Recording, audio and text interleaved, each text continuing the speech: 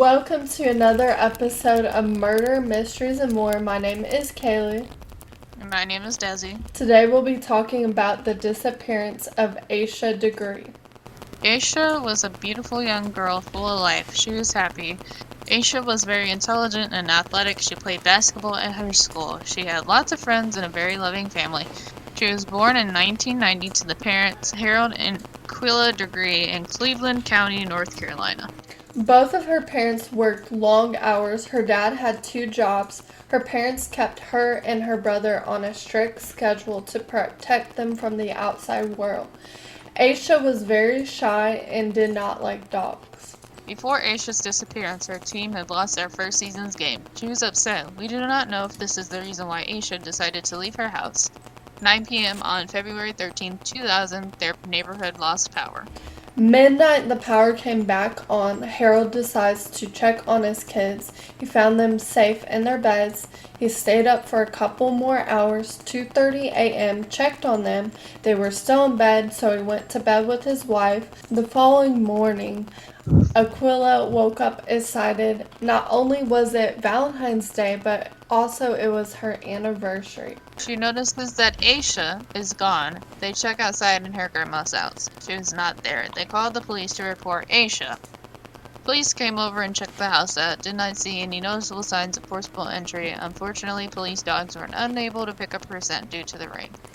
Asha's brother did note he heard her moving in the night. Police believe she left on her own will. 2 people called in later that afternoon, noting they saw her walking alongside the road. The second caller went to approach her, and she got scared and ran into the woods. Today, police received a call from Debbie. She said she found candy wrappers, a Mickey Mouse hair bow, a picture of a girl, pencil and marker, and a shed. The police did confirm these belonged to Asha. The shed was very close to where she was last seen walking. 2001, her backpack was found 26 miles away from her home in Shelby. It had a book and a shirt, and they said that they didn't think the shirt belonged to Asha. In 2016, they describe a possible vehicle that could be related to her disappearance, a 1970s Lincoln Mark IV. In 2017, Cleveland County Sheriff's Department partnered with a Child Abduction Rapid Development to find Asha.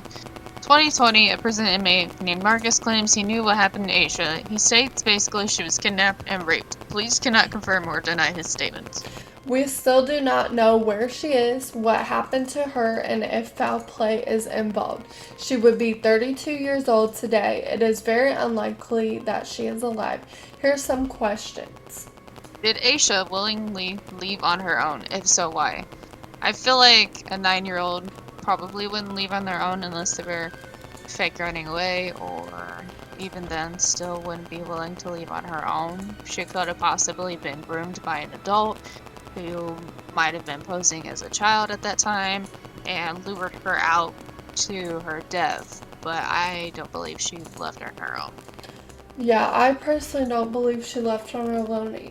Whenever I was a child, and many people, when they're a child, we sometimes do get mad and we're like, oh, we're gonna run away, and then we'll go walk outside maybe to the stop sign on our neighborhood, and then we'll walk back and realize that it was a bad decision. And the fact that like she didn't come back and it was the middle of the night is very odd. And she's also 9, and most of the time when people do run away, they're usually 12 years or older. Also, even though they did lose the game, and her mom did say she was upset, she did say that Asha brushed that off. So I do think it's very likely that somebody else is involved.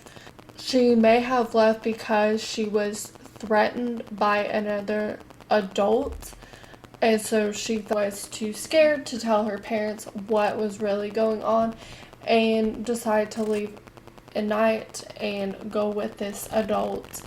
But yeah, I definitely do not think that she left on her own willingly. Why did no one call the police right away when they supposedly saw her walking alongside the highway? So they waited like a whole nother day to call the police after seeing this 9-year-old little girl walking on the highway. I know if I saw a young 9-year-old girl walking on the highway, I would definitely report it. I do not understand why they waited so long. But there is this thing called the bystander effect. Basically, it's whenever you think that somebody else is going to do something about something you know is wrong. These bystanders probably thought that somebody already called the police anyways, and so it wouldn't matter if they called. Yeah, I feel like that definitely applies in this situation. I feel like nobody really wanted to get involved because they felt like something may happen to them if they did. Or maybe they just didn't think about the fact that she was a 9-year-old girl. One caller actually said that she ran away from him. So he kind of figured that maybe she would run away and go back to her home eventually. Didn't really think too much of it at the fact that she was a 9-year-old. Was she sex trafficked? I personally don't believe she was sex trafficked, although I could be wrong.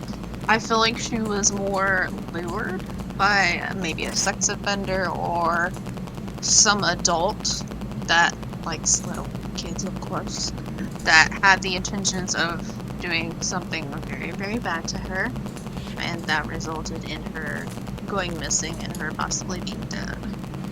Yeah, I think that she definitely was abducted, and I think that whoever potentially abducted her, that there might actually be multiple victims like her, because usually whenever somebody is an offender, usually there is more than one victim.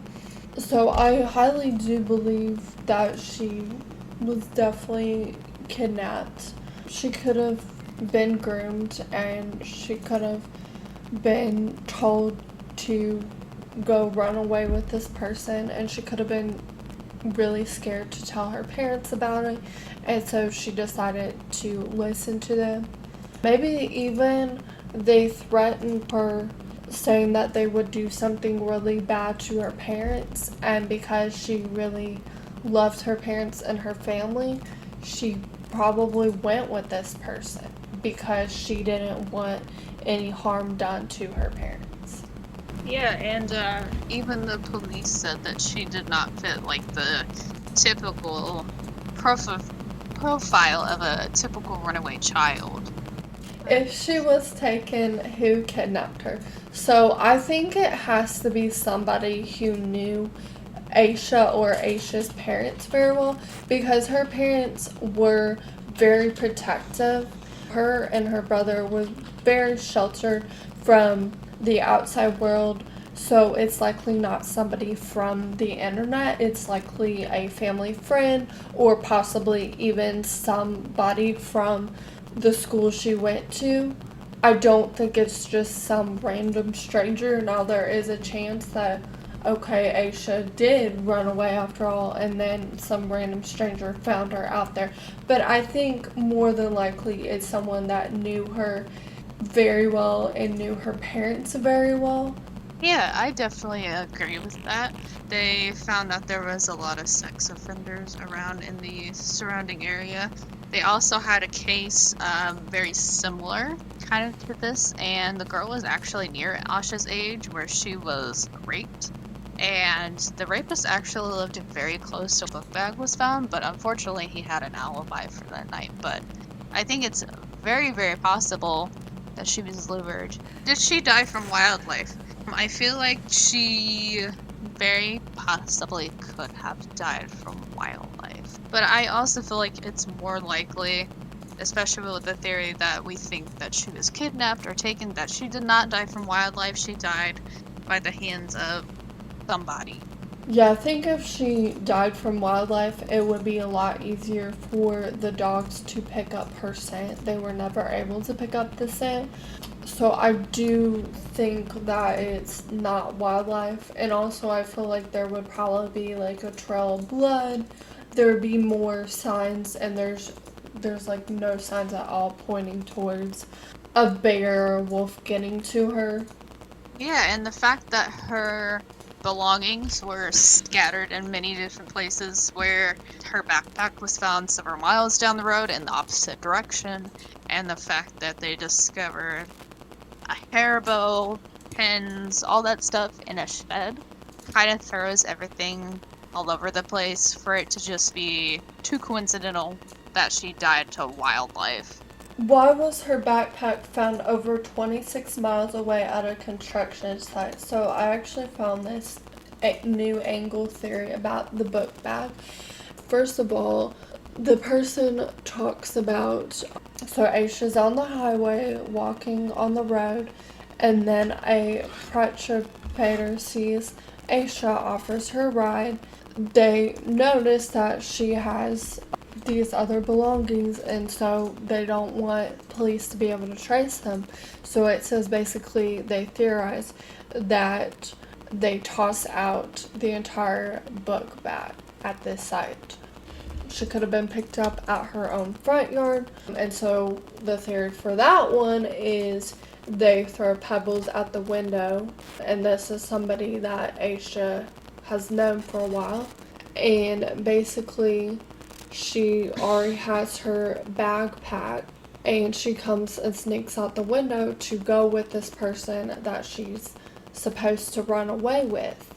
And what's interesting too is that there's this couple, the Turners, that keep finding her items, and so in this theory they do believe that the Turners could be involved, because again, like, them just finding all this stuff and it being in some of the most randomest places ever. And I think the reason why it was just found so far away is because police would not be able to necessarily track or link up this. Like, it would cover a lot of tracks because maybe they were actually going the opposite direction.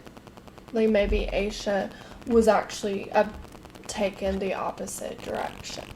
They think that the reason why Asha was taken was actually because the person wanted money from her parents.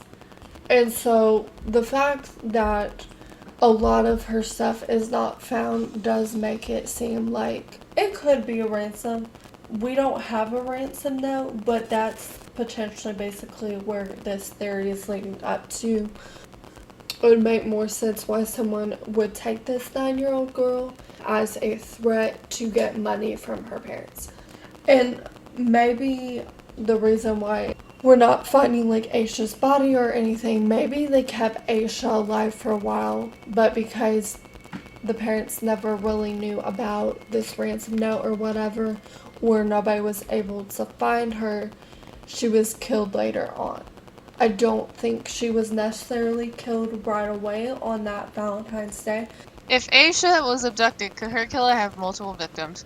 I feel like definitely, for sure, could have multiple victims, especially if this was like a serial predator or a serial killer that preyed on little girls that maybe they found walking on the side of the highway in North Carolina. Anybody is capable of anything, and anyone is capable of doing something more than once, especially if they are driven by sick little desires. So I definitely feel like there could be multiple victims that we just don't know about, or multiple victims that have been reported, but their cases just don't link up to Asha's. Yeah, I think they're probably whoever abducted her probably has multiple victims, because the fact that 23 years later, and the fact that we still have the same exact evidence, there is like no new leads. Anytime a police gets all these tips, they follow them through, and still they're unable to fully conclude what happened and who was involved. And the fact that this is just so well covered up makes me think it's somebody that has multiple victims, because if you have multiple victims, then you probably have gone through this multiple times and you're going to know how to cover up your tracks. The killer knew to place her book bag in this odd place, and the killer knew that her hair ties should have been in like this shed. So, you know, first of all, you have some items found in the shed near the highway she was found walking on, and then you have some items at this construction site. It makes it really hard to make a connection. Whenever they did find like her book bag, it was said that it was placed inside of 2 trash bags, which is super bizarre. So it makes me think that they did want someone to eventually discover this. And so that leads me still into the whole ransom thing. If someone was really in for this with money, then they probably do have multiple victims. Because the more victims you can get, the more money. Also, if she was groomed, they likely groomed other children. They likely had a certain type of girl, and they were with their sick little minds. How accurate are the inmates' statements? He claimed that he knew what happened to her. So Marcus basically claims that he knows where she last was, and that basically her kidnapped her, raped her, and killed her, basically, is what he states. So, unfortunately, the police haven't released too much information about this. With this, we don't know if he stated these statements because he was serving 14 years, so we don't know if he was trying to get a lesser sentence or not. That may be why he gave information and it was false, but he was just trying to get a lesser sentence. Other inmates could have said this and that, and with word of mouth, stuff can get altered. People can think they hear one thing, and then each time it just changes a little bit until it's a totally different story. And so this could have happened in that instance, but also he could very well know what happened. But it's really hard to tell whether or not it's just someone saying something to get attention, to get a lesser sentence, or something that he just misheard, or if he's actually telling the truth. Yeah, I feel like anybody will say anything just to get a lesser sentence, especially when they are facing very, very serious charges and facing a very, very long time in prison. Unfortunately, we do have people out there that are like that do make false claims, and it really hurts, like, our justice system. Sometimes police do take somebody's claim and believe it, kind of do like an open and shut on the case, and years later find out that, oh, this person made a false statement and they didn't kill this person, so we just wasted all this time believing somebody while the real killer is still out there. Yeah, it might not even be true at all, because I do think that police probably would have been able to get a lead if it was somewhat true. I feel like more inmates and other people would have came forward, and the fact it was just him that came forward about it makes me think that it was just more to get a lesser sentence. Yeah, because usually if somebody does commit a crime like that, they do, unfortunately, brag to their other cellmates about what they've done. Is she still alive? With it being 23 years since this happened, I feel like it's a very, very, very slim chance that she is still alive. If she is still alive, that's amazing, mind-blowing. But I feel like with the circumstances and the evidence and everything, I feel like she's been dead for the past 23 years, and unfortunately they just haven't found her body yet. Yeah, I highly doubt that she is still alive.